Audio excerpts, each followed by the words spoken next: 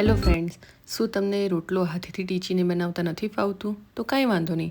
આજે હું તમને રોટલો પાટલી ઉપર વણીને નહીં પણ હાથની મદદથી જ ટીચીને કેવી રીતે બનાવો તે શીખવાડીશ. તો ચલો બનાવવાનું શરૂ કરીએ. તો સૌથી પહેલાં અહીંયા એક વાસણમાં આપણે 1 ગ્લાસ જેટલું પાણી લઈને અડધી ચમચી મીઠું એડ કરી દેવાનું છે અને આને આવી રીતે મિક્સ કરી લેવાનું એટલે મીઠું છે તે પાણીમાં ઓગળી જાય.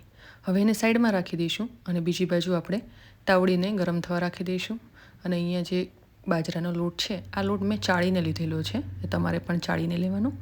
હવે થોડો લોટ આ કથરોટમાં એડ કરીશું અને જે પાણી આપણે તૈયાર કર્યું છે મીઠાવાળું, તેને થોડું થોડું એડ કરતા જઈને એક સોફ્ટ લોટ તૈયાર કરી લઈશું. તો પાણી એકસાથે એડ ન કરતાં થોડું થોડું એડ કરીશું અને લોટ બાંધીને તૈયાર કરી લઈશું.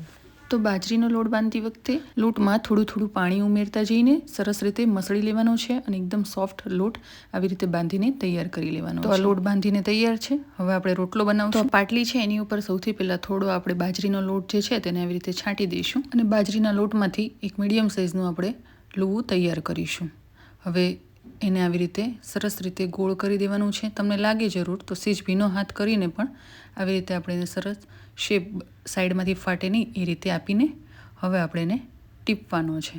જો તમને રોટલો બનાવતા ન આવડતું હોય તો એકદમ સરસ ટ્રીક છે. આવી રીતે હલકા હાથે આવી રીતે એને ટીપતા જઈને સેજ ફેરવતા જવાનું છે અને શરૂઆતમાં તમારે થોડો વધારે લોટ લેવાનો એટલે તમારો રોટલો છે તે નીચેથી ચોંટી ન જાય. તો આવી રીતે ધીમે ધીમે હળવા હાથે બધી જ બાજુથી રોટલાને આપણે ટીપી લેવાનો છે. તો તમે જોઈ શકો છો કે આ રોટલો સરસ રીતે બનીને તૈયાર છે. તો તમે પણ આવી રીતે બનાવશો તો રોટલો સરસ રીતે તૈયાર થઈ જશે, ફાટશે પણ નહીં. તો આ રોટલો છે તે તૈયાર થઈ ગયો છે. હવે આપણે એને ચડવવાનો છે. તો આવી રીતે એક હાથમાં રોટલો આવી રીતે લઈને આ જે વધારાનો લોટ છે ને થોડો ખંખેરી નાખવાનો છે અને એને ઊંધો આવી રીતે લોઢીમાં પાથરી દઈશું.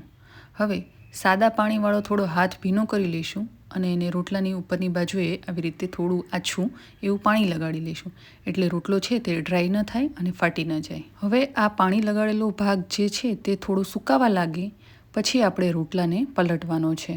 તો ઉપરનો ભાગ છે પાણીવાળો તે થોડો સુકાઈ ગયો છે. તો હવે ધીમેથી હળવા હાથે આપણે રોટલાને પલટી લઈશું. તો તમે જોઈ શકો છો કે આ રોટલો છે તે બરાબર થઈ ગયો છે.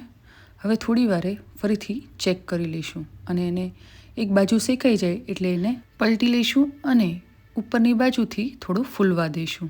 તો તાવેથાની મદદથી હળવા હાથે થોડું દબાવતા જઈશું જેથી રોટલો છે તે સરસ રીતે ફૂલી જાય. તમે જોઈ શકો છો કે રોટલો છે તે સરસ ફૂલી ગયો છે એટલે બંને બાજુએ આપણે રોટલાને સરસ રીતે શેકી લેવાનો છે.